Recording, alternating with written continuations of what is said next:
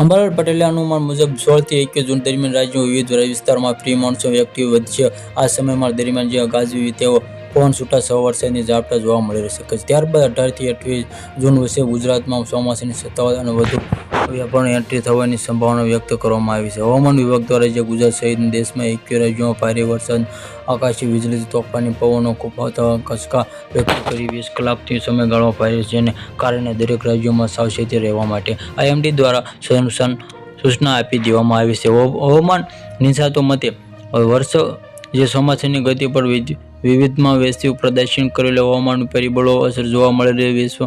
પશ્ચિમમાં વિશ્વવ્યાપી વાતાવરણમાં સર્જાયેલા બદલાવ માટે કારણે ચોમાસાની પ્રગતિ કેટલીક જગ્યાએ ધીમી પડી તેમાંથી ખેડૂતો માટે હાલનો સમય અત્યંત મહત્વનો માનવામાં આવે છે. ચોમાસાની શરૂઆત ધ્યાનમાં રાખીને પણ વિસ્તારોમાં વાવણી તૈયારી શરૂ થઈ છે. પરંતુ હવામાન નિષ્ણાતો અને કૃષિ નિષ્ણાતો બંને સલાહ આપે છે કે છૂટાછવાયા વરસાદના આધારે ઉતાવળ વાવણી ન કરવી જોઈએ અને સતત વ્યાપક વરસાદ બાદ જ મુખ્ય વાવણી કરવી જોઈએ. યોગ્ય રહેશે કે જો પ્રારંભિક વરસાદ બાદ લાંબો સૂકો ગાળો આવે તો બીજને નુકસાન થવાની શક્યતા. આગામી દિવસોમાં વરસાદની સ્થિર નજર રાખવી ખેડૂતો માટે જરૂરી બને. જૂન સુધીના મુજબમાં ચોમાસાની આશા.